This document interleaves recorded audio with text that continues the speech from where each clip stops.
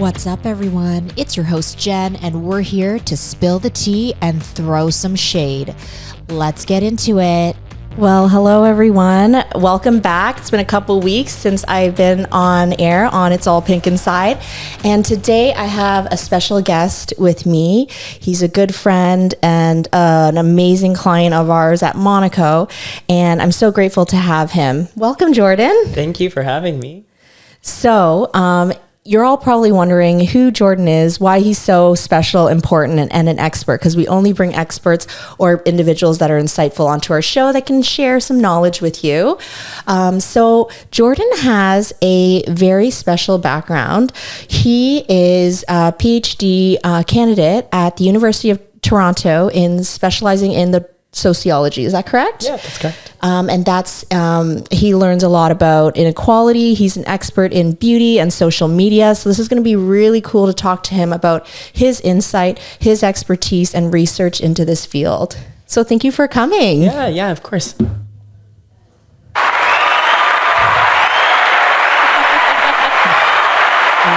Sound clips. I feel so special. So, Jordan, how did we first meet? Like, how did you come to meet me? My sister had been going to Monaco in Ancaster, and I was like, I think I want to go too. And I remember, I think I booked my first appointment with you because she recommended that I do. And I think within like 15 minutes, I was like, this woman knows what she's doing. You're like, this is the future of my face. Yeah, this is the future of my face. And I remember being a bit nervous, but I was like, she just, every question I asked you had like amazing answers to. You told me so much about like the science of what we were doing, and I found that really compelling. And yeah, I think that's what I remember from our first meeting. Aw, that's awesome. And like, have you been getting treatments in the aesthetic field for a long time before meeting me, or? No, you were my like entryway into that. I popped your cherry. Yeah. And yeah, I've been keeping up with it ever since. That's awesome. So like, are you open about your treatments? Like, yeah. I know you're clearly on this podcast telling everyone that you do it. No, I think it's really important to be transparent about work if you've had it done. And so if people ask me, I will say like, oh, like if they're like, oh, you look like you slept so well. I'll be like, no. I've had a little bit of work done. And then I just talk about that. Because I think like, honestly, it can be hugely like empowering to do. Yeah. There's also no shame. I don't think there's any shame in having work done. And I hope other people can feel that way too. And so in telling people that, I think that's what I want to get across, is that it's okay if you've had something or you want to get something done. Absolutely. And I would say like for our clients, probably 95% of our clients, which is a very high ratio, identify as female.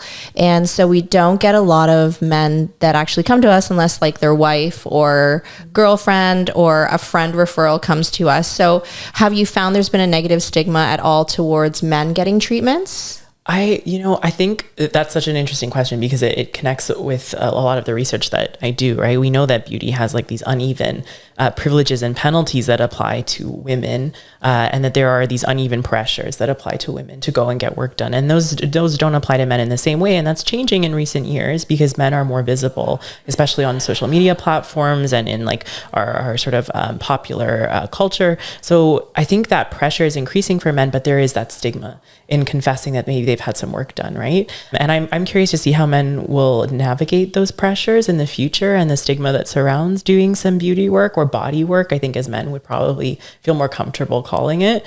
But I would expect to see an uptick in the kinds of procedures and the frequency with which men are pursuing those procedures in the near future. Absolutely. We're definitely getting a lot more men coming to us now that want to improve their appearance and recognizing that aging happens in both males and females.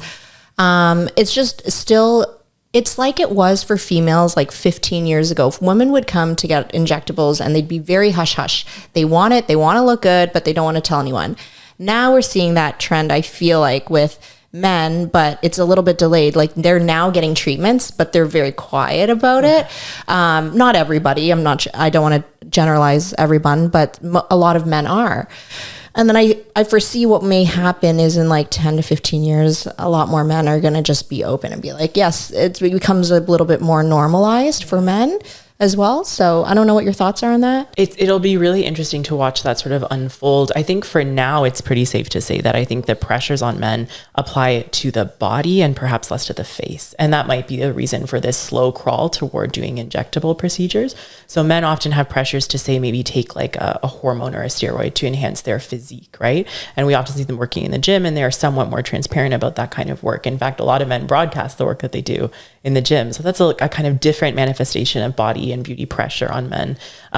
But increasingly, right, social media calls us forward to appear and oftentimes to show our face. And so I think those pressures for facial beauty and augmentation are going to apply to men increasingly. And so in the next couple of years, I would expect that we see them do some work. I think also like, perhaps some men understand it more as this feminine kind of work, right? Whereas you can do a lot of enhancements that might bring in your mind a more masculinized face to fruition.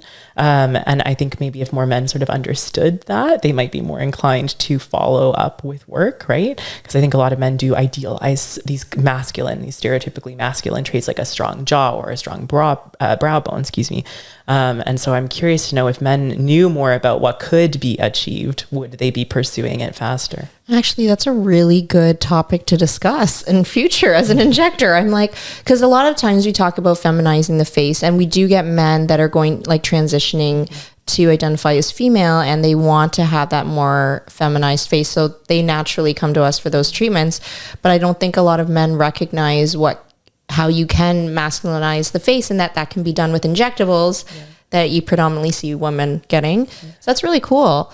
In terms of like what your beauty goals are, typically when you come to Monaco, like what are you trying to achieve like aesthetically as male? Like, I think it's changed a little bit over time. I remember when I first saw you, I was like a bit shy. I was like, Jen, I don't really want it to be noticeable. And now I throw you on here and I'm like, tell everyone your beauty secrets. Yeah, but it's changed so much because when I was first seeking treatment, I just wanted to kind of restore and bring back things that I liked about my facial features. And in a lot of ways, like that's what I'm still doing. I'll come for I like to call them like little touch-ups just to bring back things that I really appreciate it, but that change as you get older.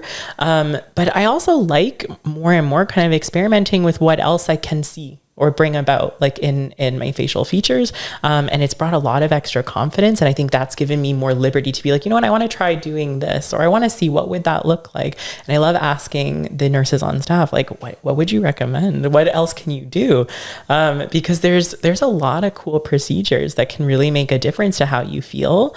And again, I'm very pro reducing the stigma around that. So I think it's okay if we lean into that you could feel better or more confident in doing things. So now I do think about amplifying certain features, but also experimenting with a bit of change as I get older. Absolutely. Are there any like procedures or aesthetic treatments that you have considered that you haven't done yet? Yes. Oh my God. I was like, you're like, do it right now. There's so many. I'll model for you. You're like, oh my God, you're like literally. Well, Jordan, you've always been very open to our recommendations. Now I know with, we're actually starting to see an increase in men getting lip fillers. It's still not like as much as women. What are your thoughts on men and lip fillers? Okay. You can be honest, straight up. I'm being honest. Yeah. This is what I'm a little bit hesitant about, only because I've been to parties where like men, and of course it's in my circle, it's usually like gay men, or, have these massive lips. And I'm like, wow, she's doing the most. Right. And, but I would trust you to do it completely, because I know that you know me, and I feel like I trust your judgment in terms of achieving balance and the correct look for me. So I would be open to doing it. I would probably ask that it be a little bit, just so I can see what that is like. Start small and then, change it if I want to. But there's what I'm trying to say is I've seen some great lips on men, and I've seen some not so great lips on yes, men. I agree. Well, it's interesting because we talk about masculinizing the face, and now we're seeing men do it. But I find with a lot of men that do their lips, when they are plumper and fuller, the Cupid's bow is defined. Yes, that indicates youth to some degree, but it can defeminize the face. So always discussing that with your client. I think a little bit for some hydration, just to moderate things if you are trying to achieve that masculine appearance, to just keep it very, very subtle. because no matter if you're male or female, we do lose like our hyaluronic acid content in our lips. So I just wanted your opinion on that. No. I'm like I said, I'm open to doing it. I trust you completely. Everyone who's listening, I feel like should, if they want to try it, come to you. Please do. I was like, I'm going on mat leave August 1st, but I'll be back, I'm sure, in several months. Yeah. Can't stay off from working too long. But I wanted to ask you, we were just like outside talking before we got into the podcast, and I was like, okay, Jordan's like hot. He's intelligent. He's got a great career, and he's like ambitious and is motivated. And I asked Jordan, like, are you single? And he said yes, and I was very surprised. So, like, why are you single? I've been single for 7 years now. Okay, guys. So a long time. That's my broadcast to everyone who's available. Yeah. We'll put it on like Plenty of Fish. Is that even existing anymore? I think it's still out there. There's still OkCupid, Plenty of Fish, JDate, like wherever there are men, you put me out there. Okay. Yeah, I struggle with this question because I think about it a lot. And sometimes I'm like, you know what, I think maybe my standards are too high. Other times I'm like, no, I want to hold to the things that I'm looking for. And I never thought they were super complicated. I just wanted someone who was, a little bit of an intellectual. So someone who was clever, who was kind and like reciprocated energy. And like my barometer for physical attractiveness, which I think is where a lot of people, will tell me like, oh, maybe your physical standards are too high. I'm like, I've dated guys who look so different from one another in the past. And like, I think I have a pretty wide preference. So like in theory, that should get me some kind of advantage on the market, but it doesn't work so well. And I think a part of that is because in the LGBTQ plus community, we're just dealing with a smaller number of men. That's true. I have fewer options. That's one thing. And also like I think there's a lot of challenges that come with dating as a queer person. And I think that those challenges sort of oftentimes cut against the things that I'm looking for, and they make it more difficult to find a partner. So I wonder, like, I mean, it's our world that we live in is way more liberal now. I mean, we have, like, there's so many people I know that are bi, gay, lesbian, like they just identify, and it's just so normalized now. So it's great that everyone can be so open, I'm sure. Do you ever find you have a negative stigma towards identifying as gay? No, not at all. I'm very proud of like my identity, and I think about it as really fundamental to who I am, especially now at this age. When I was younger, it was a different story, but now I feel really confident in that. I feel empowered by my identity. I embrace that the identity is a political one as well in this present climate. So yeah, no, I'm very proud of that. I think sometimes my identity is a struggle for people within our community. So within the LGBTQ plus community, there's stigma around being too feminine. There's stigma around looking the wrong way or even being the wrong race. There's a lot of work within the community that needs to be done. And I know absolutely. Yeah. For my part, like I am relatively privileged in the community. So I don't want to, complain too much, but I know for one thing in my experience being online and someone who's a bit more visible, but my things like my voice or my affect, right, as being perceived as more feminine, definitely gather a lot of critique from other gay men. So I suspect that's working against me. So you don't think gay men like that? I can't speak for all gay men, but I can tell you that there's a pretty significant number of commentators and people in the community who are, we would say, mask for mask. So they're masculine looking for masculine. And those feminine qualities tend to sort of detract from your perceived value. And so that can be a bit of a problem. That's interesting to know, because I've had conversations with friends before, and I'm like, if I was gay, like, would I want a lipstick lesbian or would I want someone who's more masculine? But if you want someone more masculine, does that make you on that like spectrum of being bi because you like both those qualities, those roles? Like, what are your thoughts on that? I mean, I think my intuition tells me it's actually a little bit different for like lesbians than it is for gay men. So my sister is a lesbian, and we've talked about this before. And she's mentioned to me that it's a little bit, I guess, it's okay to be transparent about those interests. So perhaps you're looking for someone more feminine or someone who presents as more masculine. And that's not something, as I understand it, that's stigmatized for lesbian women, although I could be wrong. I'm just speaking from, my sister's experience. Right. But for masculine guys, yeah, I think it speaks to like how much we value masculinity in a general sense. And the closer you can approximate the straight masculine aesthetic, the more valuable you're perceived to be in the community. Oh, really? Yeah. That's interesting. And then for women, is that the same? Like if you are... I think it's lesbian? quite different for lesbians, but what I find really interesting about this, and it's a little bit like, abstract, is like in my position as a scholar studying things like gender and race and sometimes sexuality, I think about the fact that like that preference ultimately reinforces the existing gender order where all of that which is feminine is undermined and all of that which is masculine is perceived as more important or valuable. Really? That's really interesting that it's different for, both sexual orientation. Like when did you discover for yourself that you wanted to be with men? Good question. I have early memories of playing with like children's toys, and I don't think I understood it as about sexuality, but I know that I was adopting what would be perceived as like the incorrect role. So if I'm playing with Barbie and Ken, I was imagining myself more as Barbie who loves Ken. So I didn't understand it as about sexuality as a child, but I have really early memories adopting that position. And then as I got older, say in my early teens, I was like, I think something's different about me, or maybe even wrong about me. I seemed to be developing more attraction toward guys, and I didn't articulate that out loud. I kept it to myself. I was like, it'll go away. And then in high school, I was like, no, this is here to stay. Very much like guys, only attracted to guys. I had girlfriends who I was like, you're amazing. I love you as a person, best friend, etc. But Right. it never developed into more than that. So have you ever had a sexual encounter with a woman? No. So yeah, you just kind of like Full blown homosexual.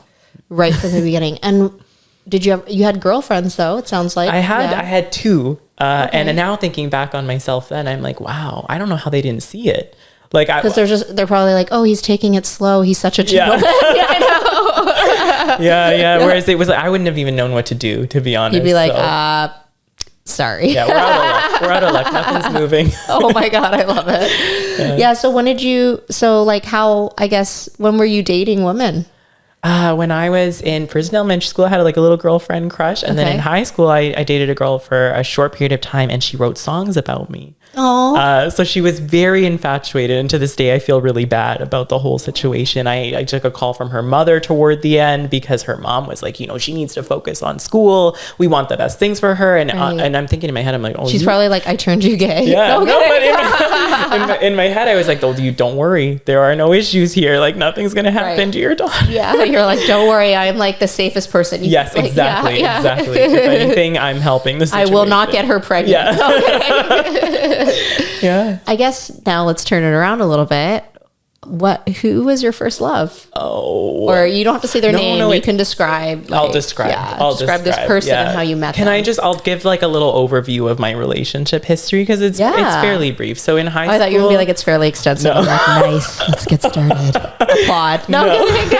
no, it's fairly brief. So in high school, my first little foray into dating was with a closeted guy on the football team. It was Okay. very cliche, and he was handsome, but I found him super annoying, to be honest. And just the fact that he was interested, though, I was like, wow, like no one's ever expressed interest in me who was a male. And he's on the football And team, he's on the so he's football like masculine. So isn't that like a At the time I was like, this is perfect. Because then I believed in that really cliche, like there's a sort of masculine and there's a feminine. then he'd be like the cheerleader? I love it. my pom-poms. Yeah, I know. Me too. I'll be right beside you. But it was short-lived. He gave me an ultimatum one day and was like, meet me at the lockers or else. And I was like, okay, well, I guess it's done. And so that was my first experience in dating, and my first experience also in just telling a guy like no.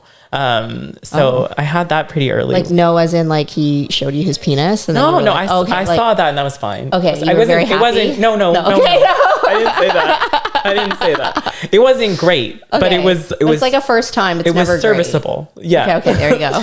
And then in early university, I dated a couple other guys. I dated a barista who I thought was very sweet. I dated a banker. My parents loved him, and he was cuckoo. They love the baker. Oh, they loved him because on paper he was great, but he was cuckoo. Yeah, those in the financial industry can be A lot. Yeah, I know what you mean. Well, do you have an experience you need to share? No, I think I like, certain personalities dating, I like get like irritated by. I don't know if it's like I'm a type A aggressive personality. I need someone to like calm me down that also is a type A, which is really weird because you think you would need someone that balances you that's kind of opposite. Yeah.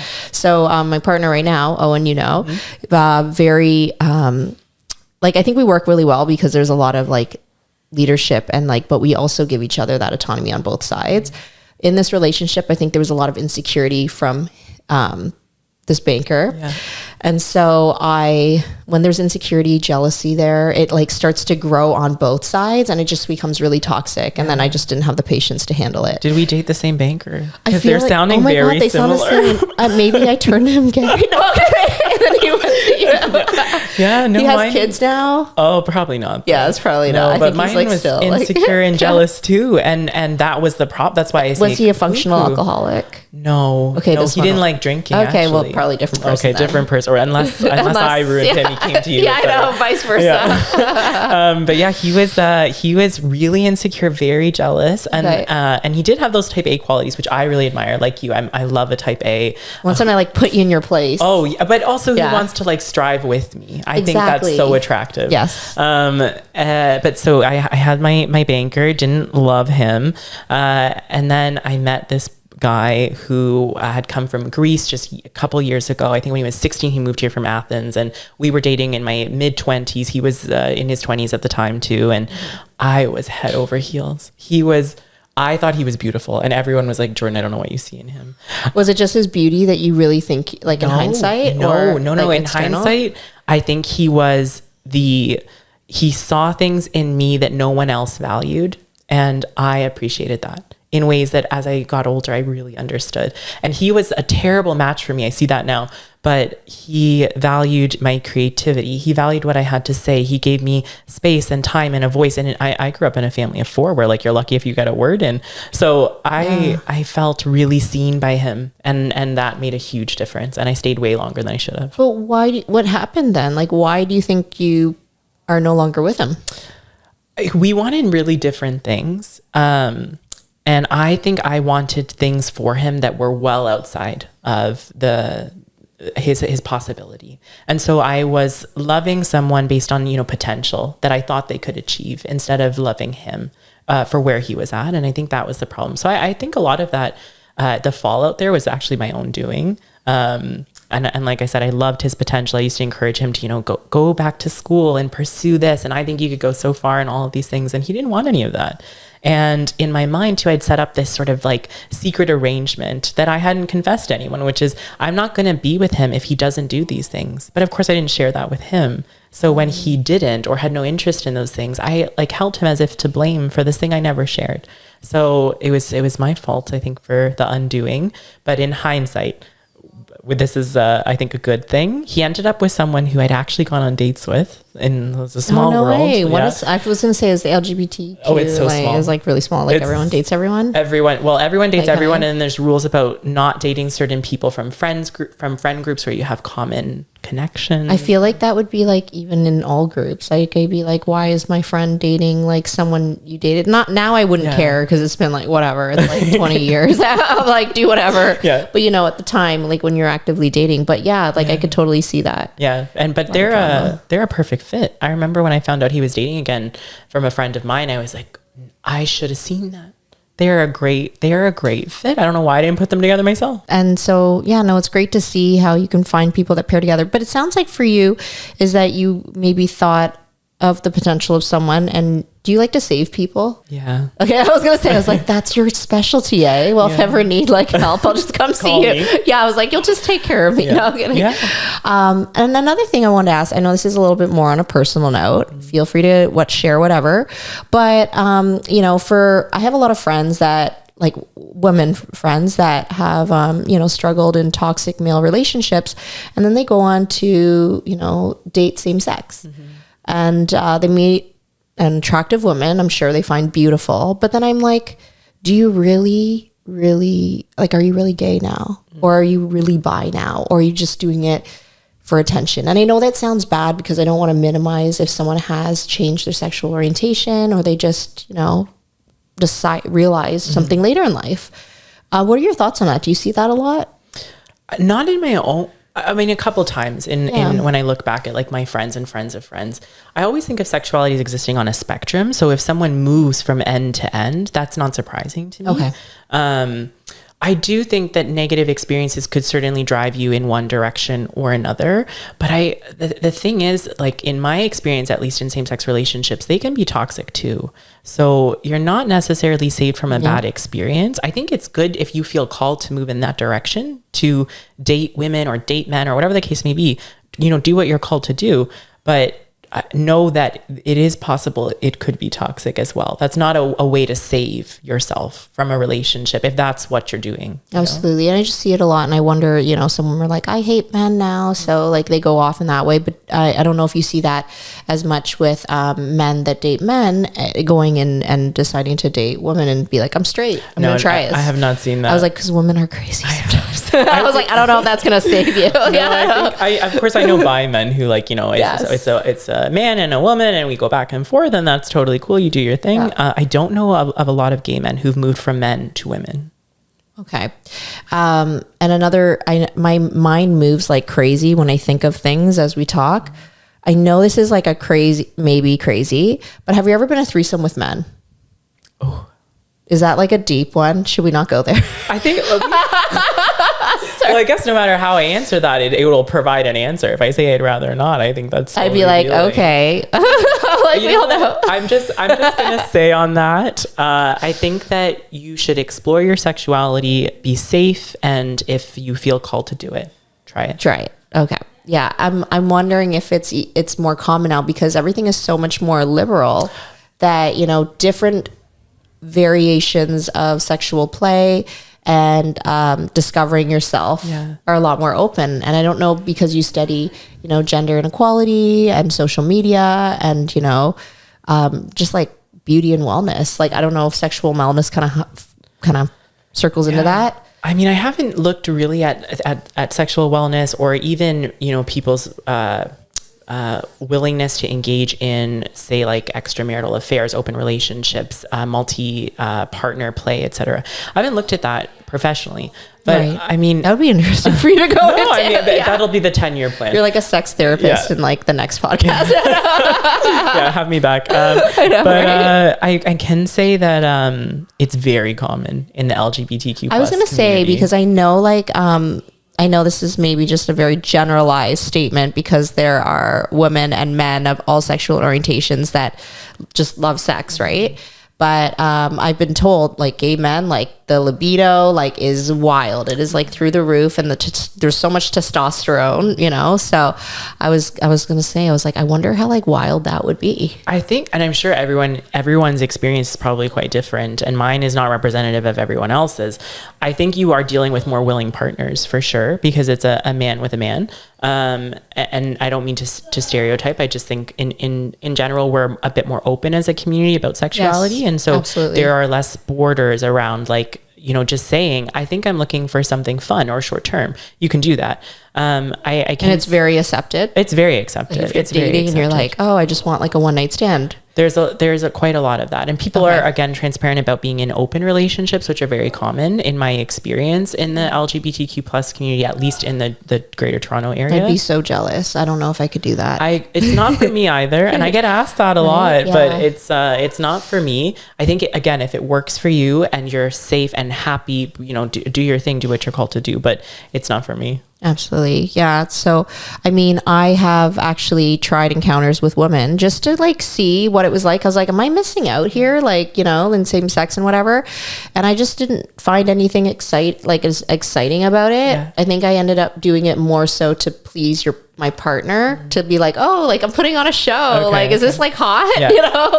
But like then I just knew then that I was like, it was just not my thing. But I'm just trying to think of the first time I had, it was kind of like a female male encounter. Okay.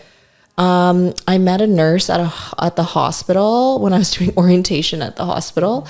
And I was like, a drunken night. So you're, your walls come down and you're like, okay, like, let's try this. It was just like horrible actually, because it was kind of messy. And I think she vomited like dirt, because not dirt. Well, maybe was I that bad? I don't know. You were the reason. I know but she didn't throw up on the bed. She threw up on the side of the bed, and then everyone just like was like, okay, this is done, like, because that's just gross. Like, I don't do well with like that kind of body fluid. So it was just like very short lived, and I think she was like really sweaty, so there was like a lot of body odor. So I couldn't like keep like going at like pleasuring her or whatever. But I was like, this is like interesting, but I don't know if it does it for me. So I wanted to understand what it was like from what straight men see and like how they feel. And like, I just open to different roles to understand. Like, I know a lot of my lesbian friends, they use like strap-ons because they still naturally get pleasured by like a penis, right? Even though they prefer women. And I feel like the thrusting and like wearing a dick would just be so weird for me. Like, it's just a weird role switch. It would be more fascinating than anything. I don't think I would find it pleaurable. You're like, this is so interesting. You're learning so much about me. Whatever stays in this room stays in this room, or on Spotify. But yeah, no, it was definitely an interesting encounter. I have tried it again since, but like not often. Just because like you get bored and you want to try something different, I think. But I also like don't drink anymore. So just A, because I'm pregnant, and B, because I realize I have a horrible allergy to it. So alcohol. So but you get to really live in the moment and understand like what you actually want, what you like. But it's just kind of like, it's kind of fun though, because you go from your professional life and you just get to be like a human and just like whatever, like no judgment. So it is kind of nice to go between two different roles, I guess. Like no responsibility and do whatever. And just kind of get out of your shell, even if it's like not really you. It's just trying something different. And I'm so curious about that because I feel like this, and I might be projecting, but my suspicion is that for a lot of straight women and men, that part of their identity, their sexuality is often suppressed, where they feel like these compartmentalized identities. But my sense is that in the LGBTQ plus community, because we're more transparent about having these non-normative sexualities, it also means that there are fewer boundaries between sexuality and our ability to explore and experiment and our identity as people. And so that might be why it seems more common, at least. I feel like it's like a very suppressed discussion for sure for men and women, like straight women. Like, I don't know a lot of women that are and I see a lot of women, right? And we talk, and I'm so liberal. Like, I really, honestly, I'm like, if you're happy and you're not hurting anyone, do whatever you want. Like, live your life. I'd love to hear the stories anyways. I was like, you want to come on the podcast? But I don't actually see a lot of that. Like, meaning, I know like I have Botox appointments that take like 15 minutes long. So you can't just be like, hey, like have you ever been in a threesome? Have you ever been like with a woman or a man or whatever? But yeah, no, I don't hear a lot about it. A lot of people are like, oh, like whatever, good for whoever, but it's not my thing. I've never done it. So I'm just like, really? I was like, I feel like it's so much more common than we actually think. Yes, I think but so. I just think people are more secretive because they don't want to be judged But I just think that as long as, like, if you are in a relationship and you're honest, I think that's the most important thing, that you're just not sneaking around. Yes. Like and my husband always says, he's like, you do fun, exciting things together, and partners are less likely to cheat. Like, why would you? Like, why would you have any inkling to do that in the first place? But, people's eyes wander, and like naturally as men and women, we can be drawn or attracted to different personalities. There's not just one person out there in the world for you. So, I mean, if you can try new experiences, sexual or non-sexual together, it just brings your bond closer. I agree. And I think relationships need a certain amount of novelty, and you can bring that into the bedroom. How do you spice things up? Exactly. For fun, right? But no, we're always just kind of just doing fun things together and sharing experiences, because I think that's the most important thing to strengthen the bond. And then your kids see it, not like the threesome part, but like they get to see, I was like, not that. I was like, but they get to see like how strong you are of a couple, and if you can model happiness and like trust. Trust is huge before you ever invite someone into your relationship. I was like, this podcast is turning into me. I was like, it's got to go back. I was like, deflect back. But yeah, that's all I can say is like the trust and the foundation needs to be there. And like, it's pretty cool when you can see your partner with someone else and you're okay with it. because sometimes you might not be and you don't realize it until you're there and you're like, holy shit, like stop. Like I do not like these feelings that are happening. But sometimes you don't know until you try, and then you learn things together, what you're okay with and what you're not. So yeah, that's really cool. So if you ever go into that, like maybe I'll go on your podcast. We'll see. So I want to talk to you a little bit more about your studies that you've had, like the clinicals and the research that you've done, because I think it's really fascinating. You talk a lot about fashion and beauty ideals and inequality. You also mention disability and how that is suppressed or advertised well, depending on the fashion company. I know you mentioned Vogue is up there as well in one of the articles. Do you want to elaborate a little bit on that? So I do study beauty and I connect beauty to inequality. I think one of the things I always tell students is, beauty is something that's often trivialized. We think about it as being really superficial, a preoccupation for vain people, right? But beauty is hugely significant in terms of our political, economic, and social structure, and it is deeply connected to the reproduction of inequality. A really easy way for people to understand that is through looking at what we would say are like axes of diversity. So that could be things like disability, but it could also be race. We know, for example, that the ocular dimensions of race, so what you see or perceive as being racialized, matter very much for how someone is going to get treated, for the kinds of rewards or penalties they're going to receive, for if they're going to get a raise in the workplace, if they're even going to be hired, right? That tells us that beauty actually does matter for inequality. So in my research, I tend to look at visual representations of beauty. I look at the people who are being represented, and sometimes that's with a focus on things like disability. Sometimes it's with a focus on race. And I look at how that shapes opportunities for representation, the kinds of representation we see. So are these representations challenging or reinforcing negative beliefs and stereotypes about a particular group?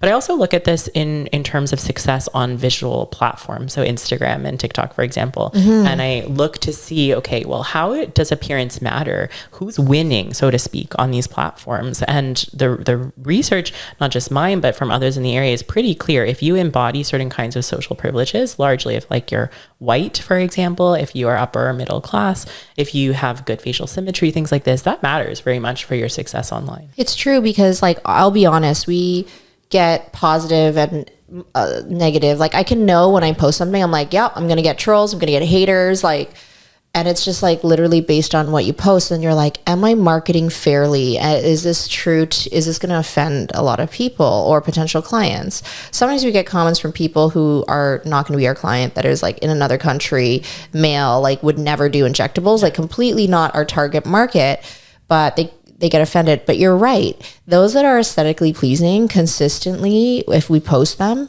we get good following, we get good feedback, we get more likes. And it's really sad because in this world where, you want to show vulnerability, or maybe like normal people that aren't like a 10 out of 10 aesthetically, it's just not as like engaging. Even for my eye, when I look at, a magazine or you're looking through your Instagram, I'm like, if I see that girl with like a hot body, I'm like a good, like you kind of want to be her, or she's perfect looking, even though, it's like Photoshopped, right?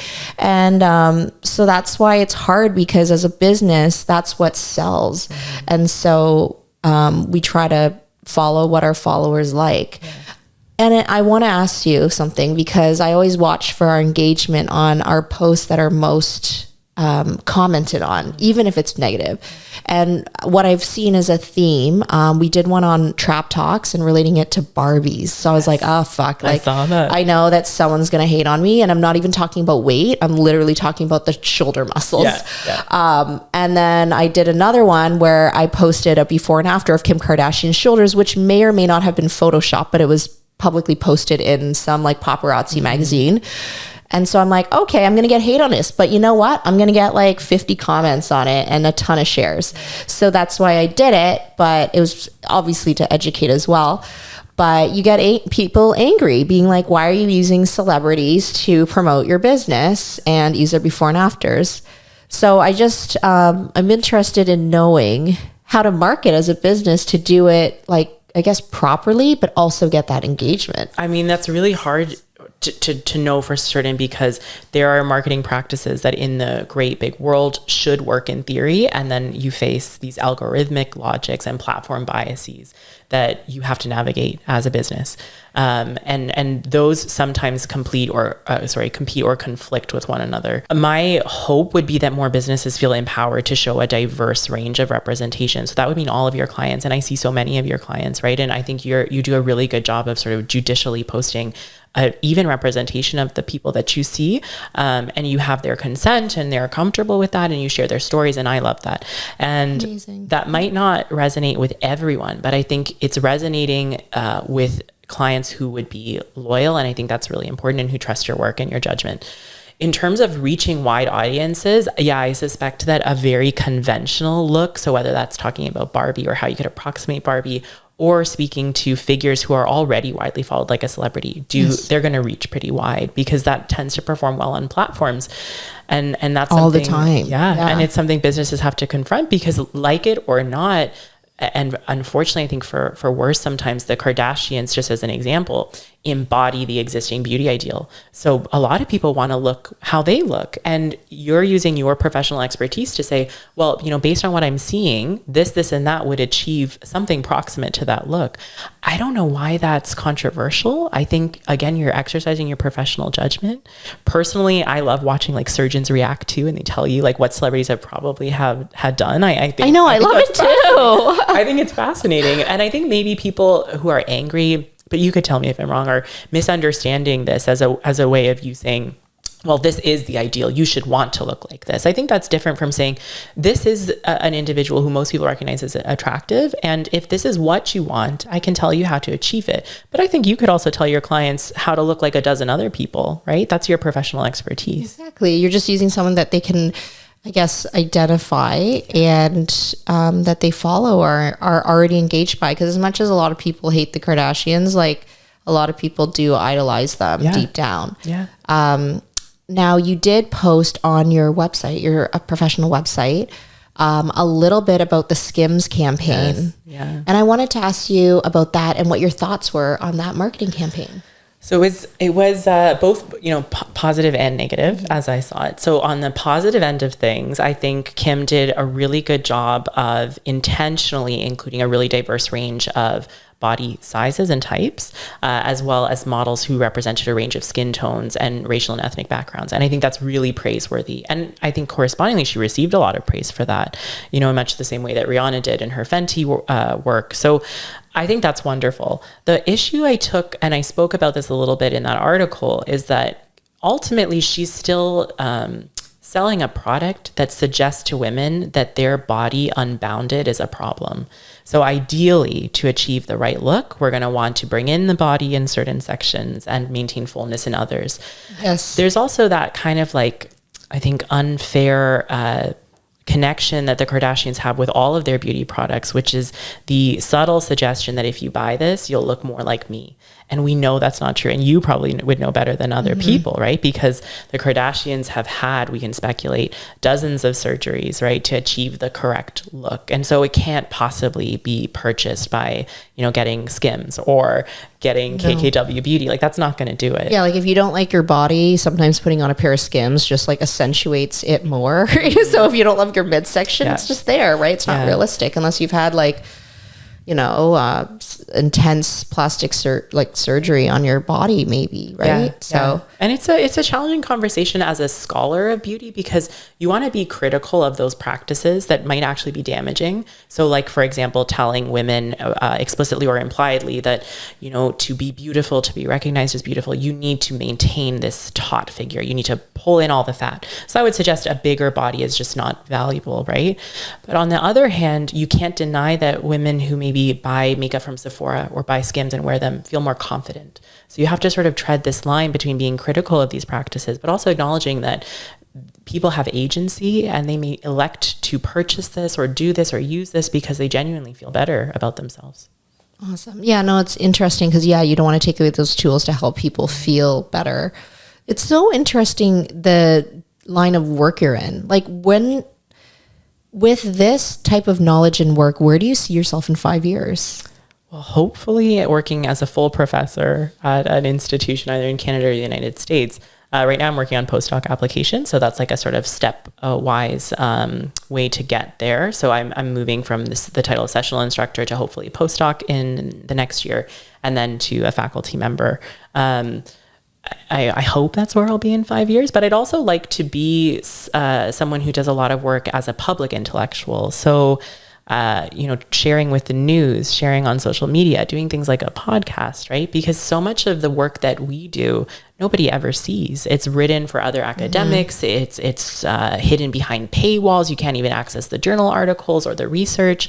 And so I'd really like to be better in the next 5 years at sharing that more publicly, so that people know why, this phenomenon matters, or why this thing they take for granted is actually really consequential in their lives.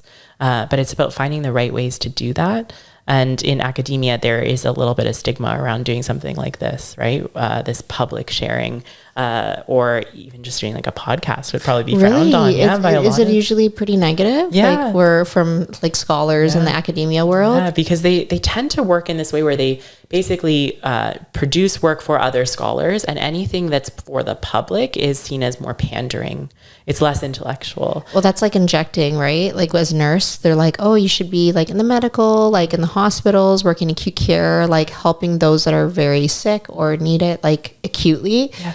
But like I'm injecting Botox for healthy individuals to look better. And sometimes that can be the negative stigma. So I know I kind of feel what you're talking about, because I wouldn't have thought that you going on a podcast would be something negative in the world of academia. You're sharing your knowledge. Yeah. Well, I mean, I see it that way, but not everybody does. Although I have to stop, because that's fascinating. I didn't know, I should say, that was something that you faced. Oh yeah, we get it all the time where people are like, oh, so you quit nursing. And I'm like, well, actually, I have to keep my nursing license active. I report, where the location that I'm working out of, who my medical director is. We have medical directives on what is the professional dosing. We still send prescriptions out, occasional referrals if need be to specialists if there's something that we can't help them with.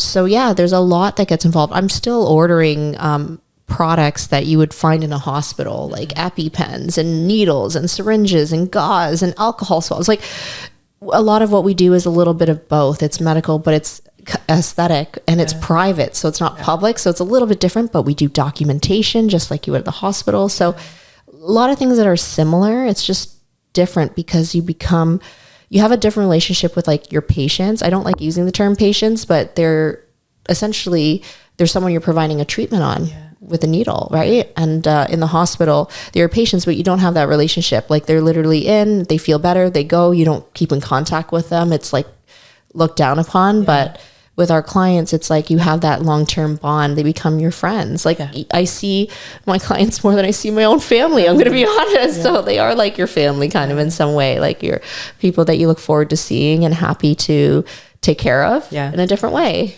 Can I share a perspective on this? Yeah. So my sense in, meeting you and meeting other nurse practitioners at Monaco is that these women are working extremely hard, and sometimes at more than one role. I've met nurse practitioners here that are still, they're teaching, or they're in the hospital at some of the time, and then they're doing injections here. And I think, I'm someone who believes that nurses in general are underpaid for the work that they do. And so I can't imagine people being upset by the fact that these women are empowering themselves, using their technical expertise to hustle and make an income, become more independent. Like that's how I see the work that's being done. And so I find it so surprising, but also really unfortunate that people would frown on that. Yeah. And it's not usually the general public that frowns on it. They're just like happy that you're there to treat them. But it's usually those also in the medical field.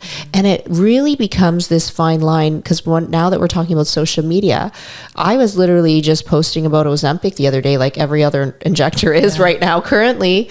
But it's like negatively looked down upon when you're promoting a medication, right? There's like some Health Canada like rules about advertising that, kind of blurs the lines when you're in this field, because it's like a private practice business. It's a cosmetic, but it's also kind of medical, because Botox is a drug. You're promoting a drug while you're like dancing on TikTok talking about it. And everyone's like, are you professional? Because we do have to uphold a license and have standards of practice that we have to follow and abide to. So it is like very interesting. But you know what? I just I wrapped my head around the fact that there's going to be a lot of people in the medical community that might look down on how we market, but Instagram's not professional and it's creative and it's meant to engage your followers. So I'm just going to keep doing what we do to make sure that I can educate in a way that's creative. Yes. Yeah. So Interesting. Yeah. So I don't know, with your social media, do you find that you use it a lot for like academia, or is that like very separate for you? So they actually became, I'll just share, they're so enmeshed now. And a part of that is because I used the platform to study what I call the economy of influence. And that informs a huge part of my dissertation work. So my doctoral thesis is largely about the economy of influence, who succeeds online, who doesn't, and how influencers specifically and the brand personnel who surround them navigate different pressures and tensions and the precarity of labor online, because it is a kind of work, right? When you post and when you work to engage followers, this is labor that often is unpaid. And so I performed what's called a netnography. This is where you immerse yourself in the community you want to study, but digitally. So you work at sort of becoming. And so I amassed this following, and I did that very strategically, to collect data. And I tried to be transparent. So my page, if you go to my Instagram, will say, doctoral candidate. I have a story highlight where I share published work. Every time something is published, I share it, including the work that I've done on influencers. And I share it with the influencers I spoke to and worked with who wanted that knowledge. And so for me, they're so connected. I do sometimes think of that Instagram person more as a persona and less reflective of who I am. There's definitely things there that reflect my scholarly work and my agenda there. But a lot of the things that I'll do are oftentimes strategic, because it's experimenting with, what works on the platform, learning from that exercise. If it were up to me, to be honest, I don't think I would be on social media apart from the research, and much of that now is done. I don't really value being publicly visible on the platform. And so I'm in this really odd place where I have a fairly large number of followers. And it's so funny because that's the same with us. Like I actually deactivated like Facebook and Instagram and like actually lived a real, like, I know it sounds weird, but like you live a real life when you're not so connected. I agree. And when we had the business, I was like, this is free marketing. Like I might as well just get back on here and like start advertising and promoting our work. And we got a lot of clients from that it's really hard to turn it off. Plus I actually like the marketing aspect. I was in bed with my daughter last night. Actually, every night when I post, it's like around 11 p.m. because I'm editing a reel and putting music and captions together. And then I post it late because I used to work with a social media company, but I do enjoy doing a lot of the work on my own. So I ended up just taking it over.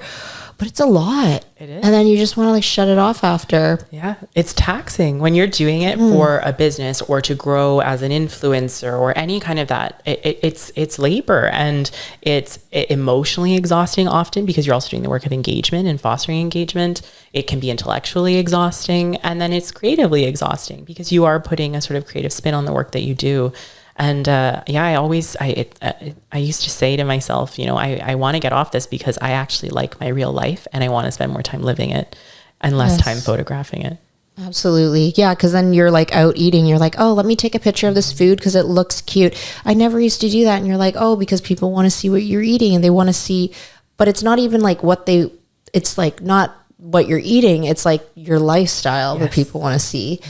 And I think can really affect mental health. Mm-hmm. Honestly, I feel like I have a really good life and I have nothing to complain about. But then sometimes I scroll through stories and I'm like, you all of a sudden feel kind of shitty. Mm-hmm. You're like, oh, why wasn't I out tonight doing something? I know it sounds dumb, but I don't know where it stems from. And I'm sure I'm not the only one that feels that way. Yeah. So everyone just wants to live that high roller life. But it's the worst time because it's a recession. Yes. It's not realistic for, most individuals to live the life that they want to. Yeah. Just work less, eat out, party, travel, it's so it can be really hard. And I just wanted to know, if you have any feedback for those that are maybe struggling with getting off of social media. Yeah, no, I'm happy to share. So I should say, like I said, I'm ready to get off. I'm staying on because I am contractually obligated to do that because I'm finishing up some brand work. And so until such a time that those contracts end, I am online. But to those who are looking to get off, I would suggest giving yourself little short breaks first as like a stepwise way to get off. So maybe take a day off and then try if you can take 2 to 3 days off at a time and just see what that looks like. Also, like, you know, fill your life up with other things, like, and really lean into that. I think we've become so accustomed to like being out, but on our phones at the same time, as opposed to just concentrating with your on friends. Like you're out and you're like literally looking at it. Yeah, the whole time. I'm giving my kids a bath and I'm answering like 70 text messages because when I inject, I do not touch my phone. It's just I'm so fully immersed in the treatment and providing the best service from start to finish, but I'm usually back to back. That you'll see when you come shadow me, if everyone shows up, which I'm sure they will. But so at the end of the day, you feel like you need to get caught up and there are all these things to do. So you try to multitask and it's like the worst because your quality of life is like, in terms of like being in the now and being mentally present isn't there. Yeah. Like as all. I know. Yeah, no, but it's, I think honestly, there are so many benefits to unplugging. And if you can achieve that, whether through stepwise or through, filling your life up with some other things, a new hobby, a new task, learning a new skill, these things that are a little bit more demanding. I think those are great avenues for stepping away from the platform. You could also, just scale back the kinds of work that you do. So maybe like, I'm not saying this to you specifically because I think, I'm like, what? For in your case, like I think like it's so strategically useful and also helpful to clients to see transparently what work looks like before and afters, etc. But for everyday users, you could also set timers. You can create a private profile as opposed to public, and you can unfollow accounts that you don't like or that make you unhappy. Excuse me. I do that all the time. So I just want to ask you, like, as a health professional or a business owner on social media, should I be showing a bit of my personal life? Is that like healthy and is that good for the following? Just because like people get to see that you're not just with a needle, they want to see before and afters because sometimes people want to know about you, but then you're like, is it good? Is it bad? Like, what do you think? So my opinion as someone who studies social media is this: authenticity performs really well online. And I tend to think about authenticity as calibrated, meaning there is very little that is truly authentic or sincere. It tends to still be managed when it's online. So your confessional video is still, partly edited, partly, I sat down, I got the lighting right, etc. So there's still some calibration. My threesome confession was authentic. Yes. Maybe we should just do more. I was like, maybe I should just talk to you about, kidding. Yeah, sorry. No, but to your question, I think yes, but I would also say it's yes, and because you have to do it in a way that you feel comfortable with. Yes, I wouldn't recommend you share everything if that's not what you're okay with. But I would recommend that you share things that are related and potentially powerful. Like Jen, for example, if you were to log on and tell people more about the first time you felt beautiful or the first time you felt ugly, and maybe how that shapes. That will totally make me cry. Just because if I like heard someone talk about that, I'd be like, I cry over everything. So like, oh my God, I'm like, what would that look like? Yeah. But I think that would be really powerful because it is a part of your life, more broadly speaking. It gives us a window into who you are, but it also tells us more about how you came to do this work and why it might be meaningful to you now, right? And similarly for clients, I'd be so curious to know how those things manifest in their life. Even something like describe your relationship with your body as a child. Like these things, I think, give us really important insight into your professional skill, but also that longer, more vulnerable story of who you are. That's crazy. And those questions actually are very deep. Like, I don't think a lot of people could just know it off the top of my head. Like, or for me even to know or to recall, right? Like what that looks like or feels like. You said it was really interesting about that response. Yeah. And I think, firstly, to your earlier question, I think that'd be wonderful to share, and audiences, I think, might like to know that about you. But I also wonder, in your experience, and you can correct me if I'm wrong, but it sounds almost like because you lived in a community where maybe your value had very little to do with your aesthetic, or you weren't seen as particularly beautiful in this largely white community, then questions of beauty don't really reach your mind. They're not sort of fundamental to you. And I think, you know, people who don't feel seen either go in one of these two directions, which is that it's less consequential and they don't really strongly identify with that label as beautiful, and others who work really persistently then for the rest of their life, striving for beauty and attention.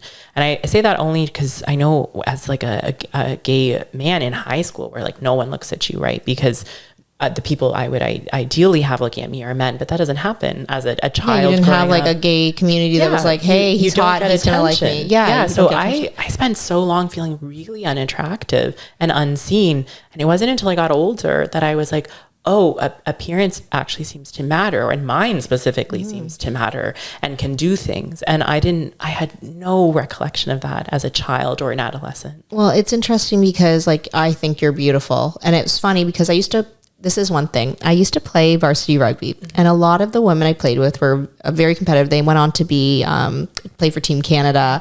Some competed in the Olympics, and a lot of these women identified it as gay, like lesbian.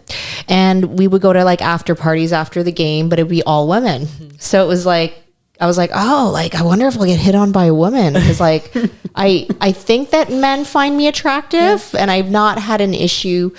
I know this sounds cocky, but I never had an issue like getting a boyfriend or like finding someone to date me. And I always thought it was just because I like am I talk a lot and stuff, and I can relate to people.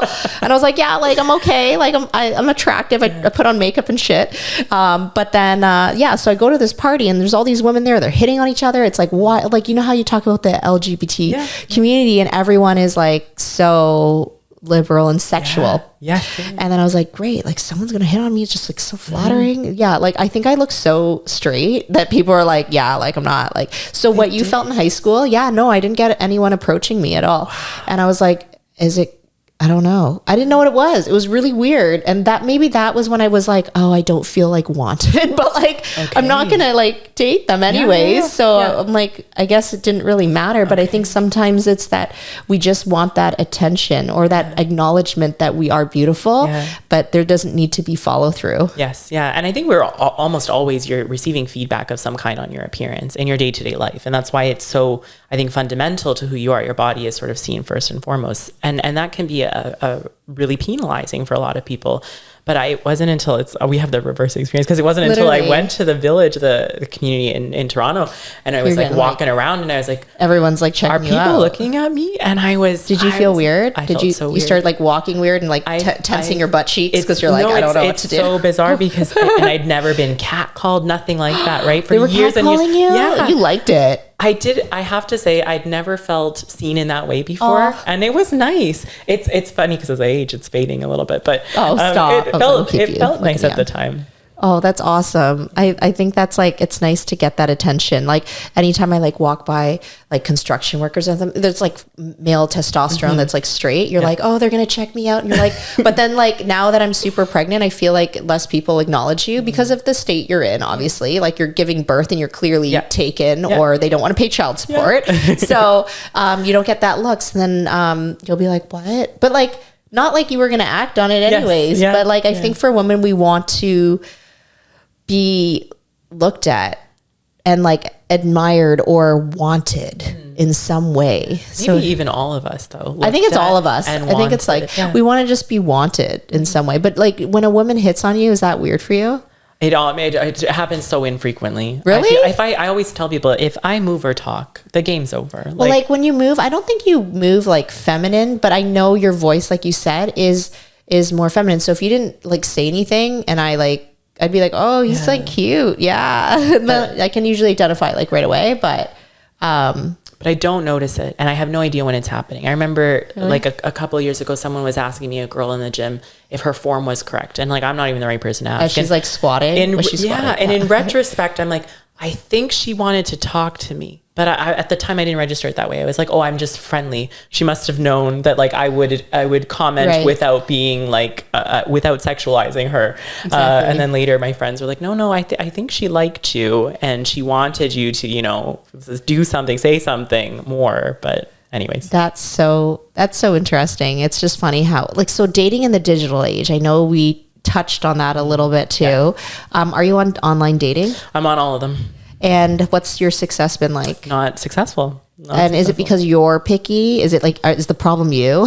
I'm totally open to that. I'm not the person who's going to deny all of that. It could be me. I think I don't match, like I match with people, but the conversation tends not to go anywhere, or it doesn't like manifest in a date. And I feel like I think maybe for most of us online, because in speaking to my straight girlfriends and my friends in the community, like it seems like most of us are just so ambivalent about dating now, because we know it's hard. We know it's challenging. The digital stuff sucks. And so at this point, I'm just like, whatever.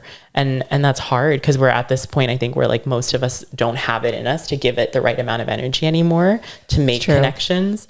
Ideally, I'd meet someone in person, but like the odds of that happening up here in Ancaster. Yeah, that's true. It's very limited to like straight men that probably have families. And yeah. Although I have to tell you, my biggest crush right now is married, 42, I think. Oh, really? With children. But is he gay? Like, does he like men? I do not know, but I'm working on it. You're like, I'm going to turn you. We've been talking. No, it's, I don't want to be that person. I don't want to be that person, but we've been talking for 10 months and no man has given me these many compliments. Like, this is a straight man. And every time I'm like, be like soap opera shit. I need help. I mean, maybe he does too. I'm willing if he's listening. Have you declared your emotions or feelings? Yeah, you don't want to be like, I don't know how to do it, and then I'm like, what if he's just really complimentary, and then but what is he complimenting? My appearance. It's always gym stuff. And then you're welcome. No kidding. That's what I should say. You got to see Jen. I know. And I'll be like, so what do you think of Jordan? But he's so hot. I mean, if you could make him even more attractive, my God. Yeah. Then he's going to be out of my league. But I mean, he's very complimentary, but you're kind of getting gay vibes, right? He's flashing me his abs in the gym. No one does that. Yeah, not straight men. Like I'm so threatening to straight men. I'm shocked. That's true. He must. What if he's like bi or something? I'm very willing to help with that. So I wonder how you hint at that. You don't want to like scare him away, but you want to be subtle. He clearly knows you're gay. Like, why would he show you his abs? It's like sending someone a dick pic or something. I'm open to. Well, you're open to that as well, right? I know these unsolicited photos. Yeah. You're like, oh, whoops, sorry, wrong person. Yeah, maybe that's what I need to do. I just need to be like, oops. Whoops, sent it to the wrong person, and then maybe see if he compliments you on that. Well, I mean, you don't know until you try, but it makes it very complicated for you because of the situation, but you never know, because he might be in an open relationship. That's very common now. That's what I would need to know. I should actually, what would your advice be in this situation? Because it is complicated. Yeah. Like I'm pretty it's pretty horrible because I'm not really that woman of mystery. So usually when I date, I don't waste time, but that's like everything in life. So I'll just be like, I kind of straight up, I feel like a lot of people are very attracted to being honest and open and not leaving guesswork and mystery, just because it's like refreshing, because you don't see that very often, right? Male or female. So I think, you guys should just hang out, go for like drinks or food or whatever is like a comfortable, neutral setting. Yeah. And just, have small talk, feel him out, but maybe come out right and say like, start talking about like dating and stuff and see about his experiences and learn from him. And just, ask him if he's ever like been with a guy, like out of curiosity, like ask him some harmless questions and warm yourself into it. If you want to keep that relationship and you don't know how he's going to take it, maybe like, hinging on that. And I think with, several hangouts, you could probably ask him, be like, hey, I'm really into you, but I want to make sure I'm not like barking up the wrong tree. Yeah. You can be honest and be like, I'm really into you. I don't want to like cross any boundaries with you. I value our friendship, but like, would you ever do anything more? Or would you want to like ever, like if you guys were to have a sexual encounter together and he was okay with it and you were okay with it, would you be okay with a one-off?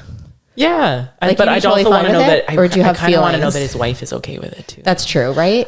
Because I don't want to be that person. Yeah, and then you get hurt because you get all these feelings, and obviously his family may be the priority, and then you're just kind of shunned to the side. Some people don't care, but you have a heart, and you like clearly you like him more than just as a piece of meat, So I think, for you just got to protect your feelings. But I think if you're open and you let him know at some point, I'm probably impatient. I would probably like tell him the first time, be like, hey, I'm really attracted to you. You're sending me vibes that, make me want to get to know you more. Is there a possibility of us like hanging out as more than just friends? Yeah. Okay. And then he'll tell you what he's comfortable with. And obviously you can discuss, like, if he says yes, talk about his family and his wife and make sure that like, that's okay. Yeah. She might not care. What if she's like lesbian or gay? Or what if she likes guys? Yeah. Some women like to watch homosexual porn. Like, you know what I mean? Like you never know what she's attracted to or what she's okay with. So I think you really don't know, and you can guess all you want until you just like act on it. Okay. And the worst case scenario is he says no. And at least you're like, now your energy focused into pursuing him doesn't have to be there unless you want it to. Yeah. You know what I mean? Yeah, so I think that's what I would do. Just be straight up, but you find the time that's right for you. Yeah. Okay. That's good advice. Yeah. And I'm like, I always think of the worst case scenario, and it's not that bad. It's just like, I'm straight, or I'm sorry that I sent you a picture of my abs, even though you're beautiful and gay. Yeah. You know? Yeah. That's what I would do. But so funny. How'd you guys meet? In the gym. Yeah. In the gym, I would see him every morning, and then he waved at me a couple days in a row, and then I was like, enough of this. So I just went up to him and I shook his hand. I'm like, hi, my name's Jordan. I see you here all the time. And then he came up to talk to me after that and asked me questions. And then ever since, it's been like 10 months now. We just talk every time I see him. Oh my God. Yeah. I mean, everything's meant to happen for a reason. I really, truly think that.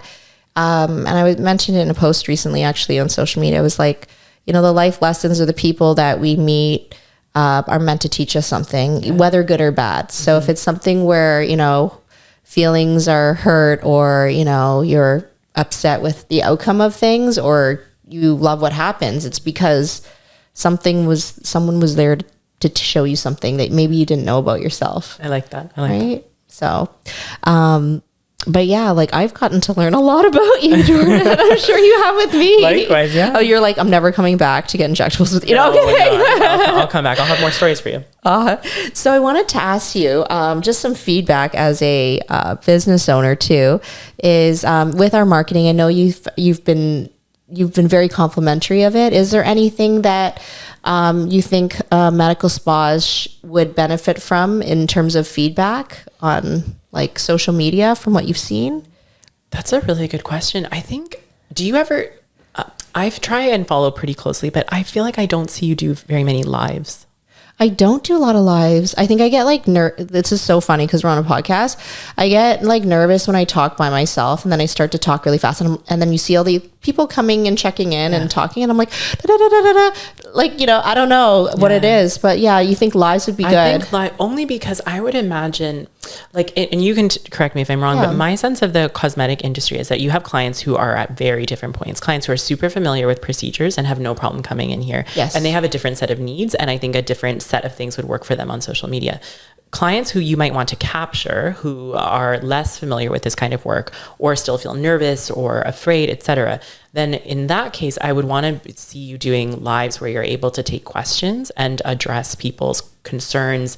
That could be things that maybe they're afraid to ask, like, how much does something cost, right? And how many times do you have to do it? What are the risks? What would I have to avoid? Those kinds of things, which I know you share, but the thing is, in spite of sharing a lot of that transparently, people still have those persistent questions and concerns. And I think a live could help to address some of that. I think also doing a reel, and I love your reels, that walks you through the entire process at Monaco for someone who's on their first visit could be really helpful. Again, for people I gotta write this stuff down. Our client, again, because I think like you have a good following, but you're still interested in capturing new clients. I think that's where a lot of the business might still need cultivating, or is always needing cultivating when you're a growing business. So something like that I think would be really helpful, the beginning and end of a first visit. That would be good. Like, it's funny because I always assume that your clients are the only ones like following you. So then you're like, oh, I've shown them like a million Botox videos. It's not like super interesting anymore because it's been like 10 years of posting it. But you're right. You always get someone that's new, that's asking a question that is completely, you know, they're considering it and they're starting into it. So you're right. Everyone's at like a different phase in their beauty journey. Right? So, even like a top 3 procedures for beginners, something like that, that maximize, because like my sister who you've met, and I talked to her about her journey often, and she'll often toggle between procedures. She's like, should I do this? Should I do that? And I'm like, well, you should ask them firstly, because I trust your judgment completely, and the staff. But something like that tells people who are vacillating between options, or who are on a fixed budget and maybe they can only do one or two things, what's going to get the most bang for your buck, right? On average, these 3 procedures or these 2 procedures tend to produce the best results, the biggest difference for clients. I think that could be really helpful as well.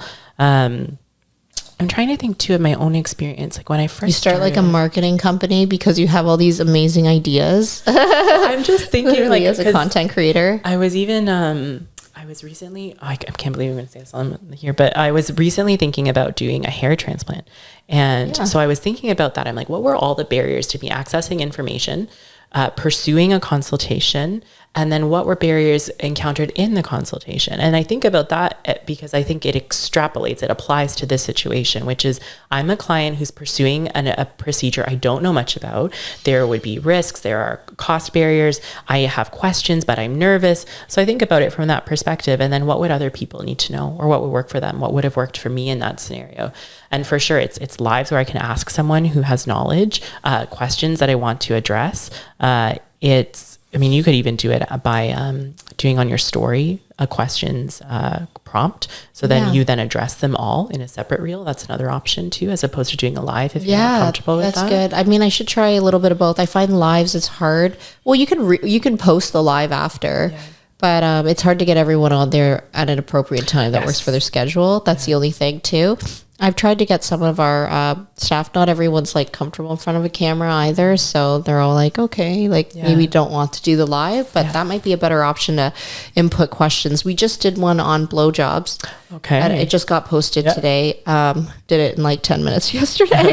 But it's just kind of responses to people's experience with lip fillers and if oral sex, fellatio specifically, can affect your filler. I've heard that. Yeah. I mean, luckily and thankfully, we've not really had that, but we also really educate on post-procedure. Like your lips are swollen, you have entry points that are open. Yeah. It's probably the most hygienic thing to do right away. And also for the pressure of molding the lip. Now, mind you, a lot of people like the keyhole look. So maybe it accentuates that if you actually go right into it. Yeah. We've had really good feedback, luckily. But I was waiting for some like interesting stories. Yeah. But thankfully, it's been uneventful for like the outcomes, which, so we had like 13% say they had issues, but really didn't divulge much information because we did a poll as well as like inserting comments. But the last thing I would say, have you ever thought of doing react to viral videos of people who have had procedures? Because people will sometimes share like, this is me post lip job, this is me post like cheek filler.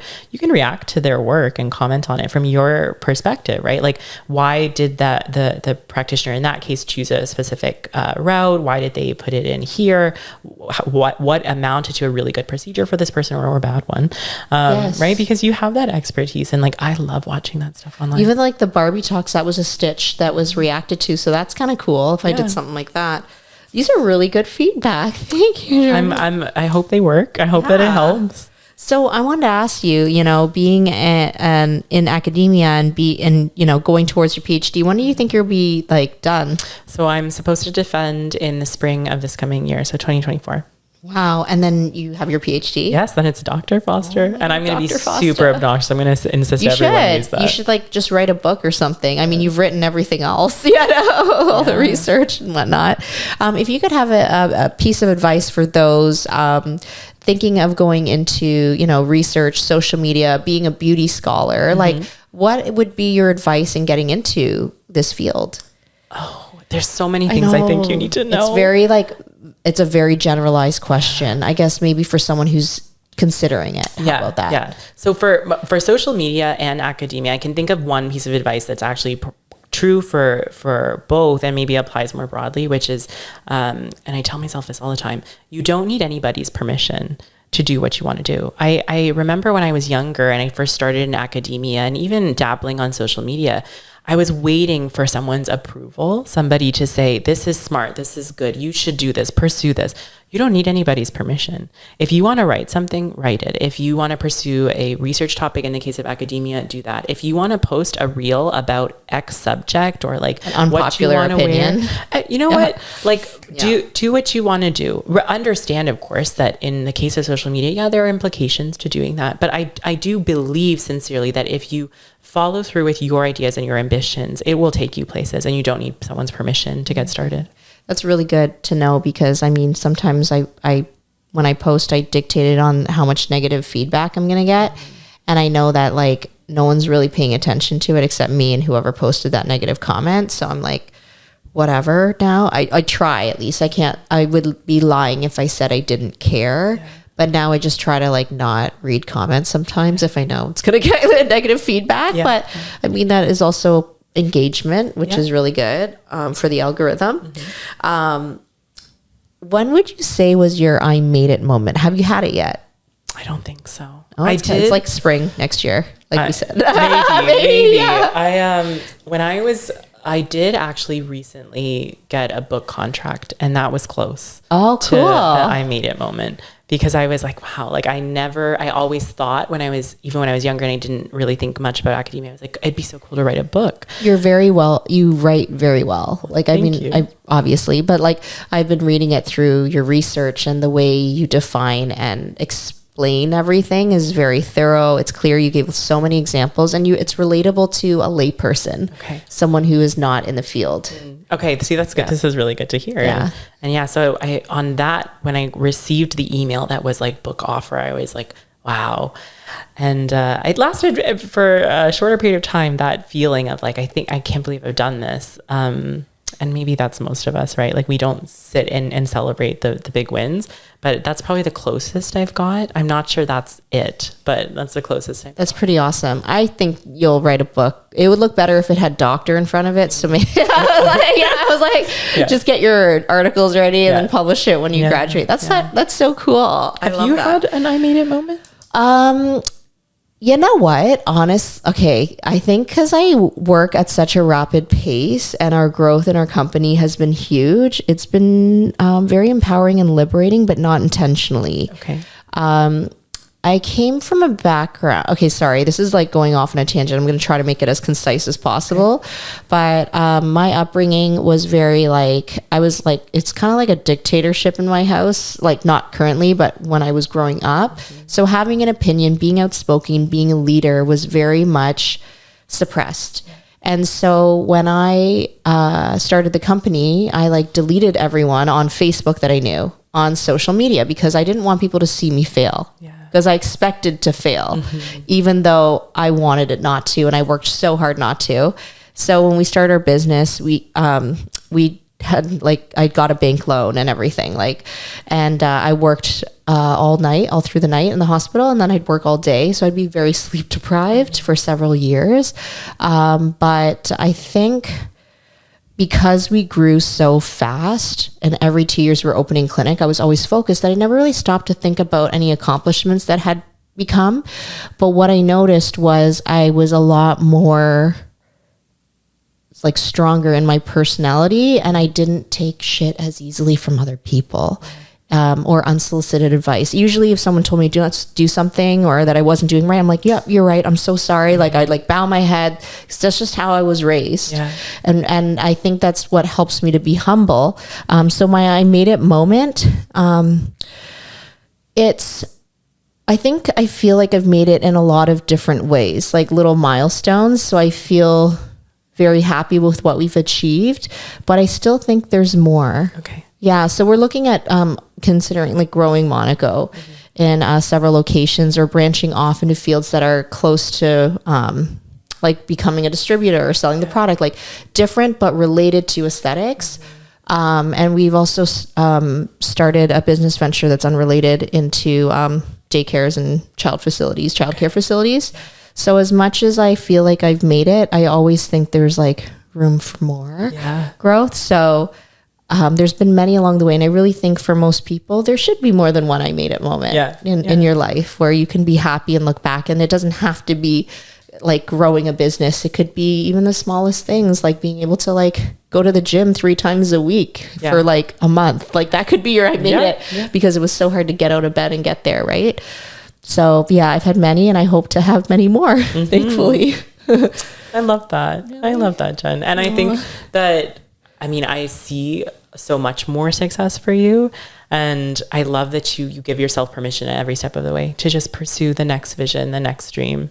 Exactly. And all I can say to anyone who has a vision or a dream is like, you need to go for it. And I know that sounds like easier said than done, but there's a lot of, we all have these ideas, but if they don't get implemented, they never come to fruition. And you never get that reward or learning from that failure. Yes. Yeah. So it's like, how do you know if you didn't try? Like, as far as we know, you only have one life to live. So like, just do it. And if it sucks and it fails miserably, you learn something from it anyways. Yeah. Not everything has gone my way, but I mean, at least I know I put my efforts in. Like this podcast, like maybe had like 2 views. That's okay. Cause like things have to start from somewhere. And if they suck, like at least I had a lot of fun talking to you.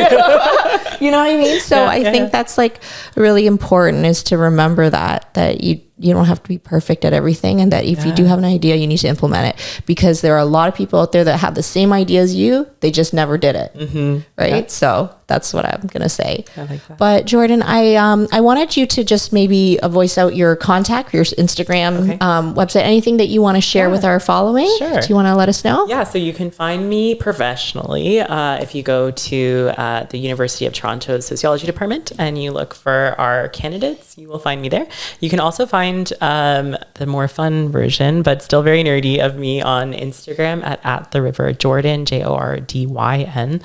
And I'm on TikTok too, also under that name. Oh my God. You got to visit a TikTok house someday and share with me about it. I would love to. There's a project I'm doing coming up on that. Oh my God. Stay tuned. You guys got to follow him. Thank you so much, Jordan, for being here for our podcast. Thank you. We love you. And I can't wait to see you soon. Actually, your face looks perfect right now. So I really don't think I need to do anything. I was like assessing it the entire time while we're doing our podcast. Okay. We'll talk about next steps for the future. Well, thanks everyone. Follow Jordan and let's keep in contact. Thanks for listening and watching. Bye guys.